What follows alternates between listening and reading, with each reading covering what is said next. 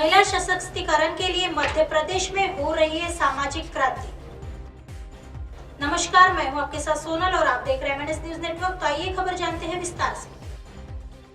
मुख्यमंत्री शिवराज सिंह चौहान ने कहा कि मध्य प्रदेश में महिला सशक्तिकरण के लिए सामाजिक क्रांति हो रही है। मुख्यमंत्री कन्या विवाह योजना, लाडली लक्ष्मी योजना, स्थानीय निर्वाचन में महिलाओं को 50% आरक्षण, पुलिस भर्ती में आरक्षण, आजीविका मिशन और संबल जैसे योजनाओं का सफल क्रियान्वयन हो रहा है। अब लाडली बहना योजना शुरू की गई है, जिससे न केवल महिलाओं का समग्र विकास होगा बल्कि समाज में उनका मान सम्मान और आत्मविश्वास भी बढ़ेगा। मुख्यमंत्री सोमवार को बालाघाट जिले के लांजी में लाडली बहना सम्मेलन को संबोधित कर रहे थे। उन्होंने बहनों को विभिन्न योजनाओं में हित लाभ वितरित किए।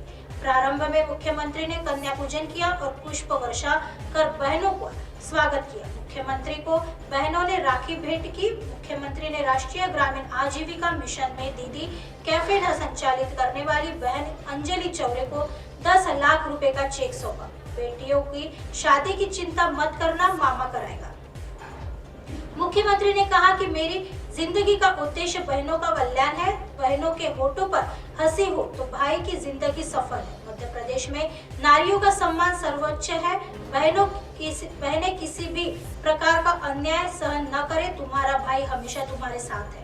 बहन बेटियों की शादी की चिंता न करे, शिवराज मामा उनकी शादी कराएगा। उन्होंने कहा कि मुख्यमंत्री बनने से पहले मैं और मेरी पत्नी मिलकर गरीब बेटियों की शादी करवाते थे। जब मैं मुख्यमंत्री बना तो मैंने सबसे पहले मुख्यमंत्री कन्या विवाह योजना शुरू की। पिछली सरकार ने इस योजना का लाभ किसी को नहीं दिया। अब हमने निर्णय लिया है कि इस योजना में 50,000 की राशि का चेक बेटियों को और 6,000 रुपए आयोजक संस्था को दिए जाएंगे। मुख्यमंत्री ने कहा कि मध्य प्रदेश में बेटियों को अभिशाप के स्थान पर वरदान बनाया गया है। लाडली लक्ष्मी योजना में बेटी के जन्म लेते ही उसके नाम पर 30,000 रुपए जमा करवा दिए जाते हैं, जिससे समय समय पर उसे पढ़ाई आदि के लिए राशि मिलती रहे। आज मध्य प्रदेश में 44,50,000 लाडली लक्ष्मी बेटियां हैं। बेटियों की पढ़ाई और उच्च शिक्षा की फीस भी मामा भरवाता है। उन्होंने कहा कि आज पंचायतों में बड़ी संख्या में बहनें प्रतिनिधित्व कर रही है। उनका राजनीतिक सशक्तिकरण हुआ है। प्रदेशों में पंचायतों में 50% सीटें बहनों के लिए आरक्षित की गई है। पुलिस की भर्ती में भी बहनों को आरक्षण दिया जा रहा है। ग्रामीण और शहरी आजीविका मिशन द्वारा महिलाओं के स्व सहायता समूह बनाए जाकर उन्हें विभिन्न गतिविधियों के लिए वित्तीय और अन्य सहायता प्रदान की जाती है। इससे उनका आर्थिक सामाजिक सशक्तिकरण हो रहा है, साथ ही उनके आत्मविश्वास में वृद्धि हो रही है। उन्होंने कहा कि इस बार जब मुख्यमंत्री बना तब से ही उनके मन में निरंतर यह विचार आ रहा था कि वह बहनों को क्या उपहार दे। मैंने सोचा कि एक बार नहीं, प्रतिमाह बहनों को उपहार दिया जाए।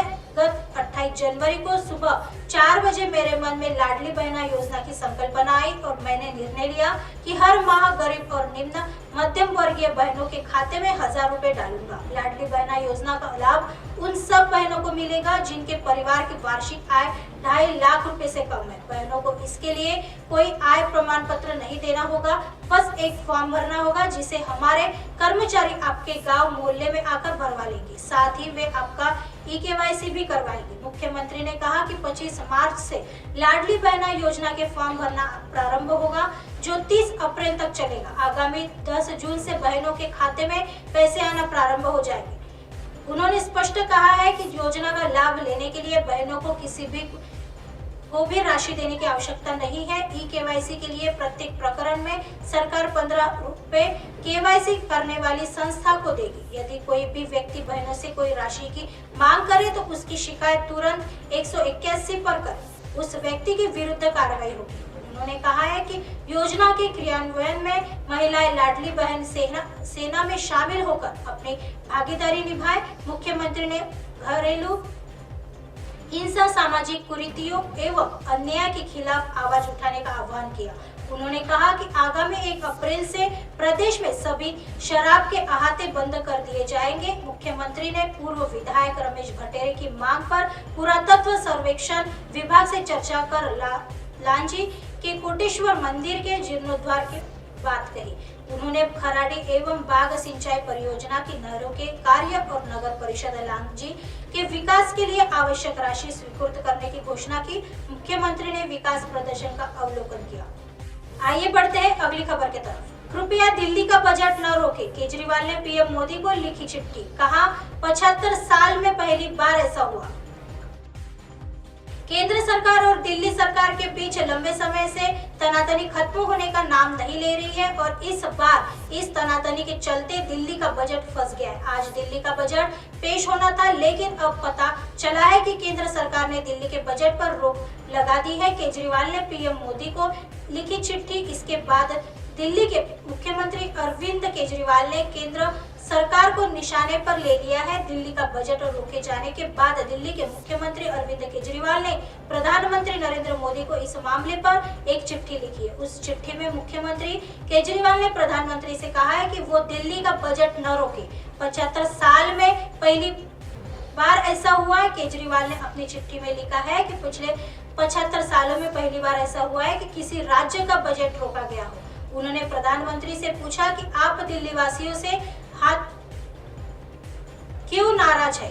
उनका दिल्ली का बजट न रोके, हाथ जोड़कर दिल्ली वासी विनती कर रहे हैं कि उनका बजट पास कर दे। ट्विटर पर मुख्यमंत्री केजरीवाल ने उन न्यूज रिपोर्ट्स को शेयर किया जिसमें ये बताया गया था कि रोजाना नई अड़चनों के बावजूद दिल्ली का प्रदर्शन कितना अच्छा है। उन्होंने कहा कि सोचिए, अगर ये अड़चनें न पैदा की गई होती और देश की सभी सरकारें मिलकर लोगों की भलाई के लिए काम करती तो दिल्ली कई गुना तेजी से आगे बढ़ती।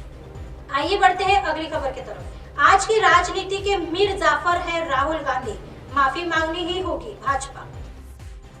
लंदन में भारतीय लोकतंत्र के संबंध में की गई टिप्पणियों के लिए कांग्रेस नेता राहुल गांधी पर हमलावर भारतीय जनता पार्टी भाजपा ने मंगलवार को उन्हें मौजूदा भारतीय राजनीति का मीर जाफर करार दिया और कहा कि उन्हें अपने बयानों के लिए माफी मांगनी ही होगी। भाजपा के राष्ट्रीय प्रवक्ता संबित पात्रा ने यह संवाददाताओं को संबोधित करते हुए कहा, मीर जाफर ने जो किया था नवाब बनने के लिए और जो राहुल गांधी ने लंदन में किया है वह बिल्कुल वही है।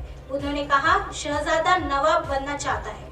आज के मीर जाफर को माफी मांगनी ही पड़ेगी। राहुल गांधी पर विदेशी धरती से भारत का अपमान करने का आरोप लगाते हुए पात्रा ने दावा किया है कि देश के खिलाफ बोलना कांग्रेस नेता के लिए बहुत साधारण बात है। उन्होंने कहा, ऐसा नहीं है कि राहुल गांधी बिना माफी मांगे निकल जाएंगे, माफी तो उन्हें मांगनी ही पड़ेगी। हम मंगवा कर रहेगी। उन्होंने कहा कि राफेल मामले में भी राहुल गांधी को माफी मांगनी पड़ी थी और आज उन्हें संसद में भी माफी मांगनी पड़ेगी। ऐसी खबरें फिर लेके आएंगे इसी समय इसी जगह। तब तक देखते रहिए महाराष्ट्र न्यूज सर्विस। नमस्कार।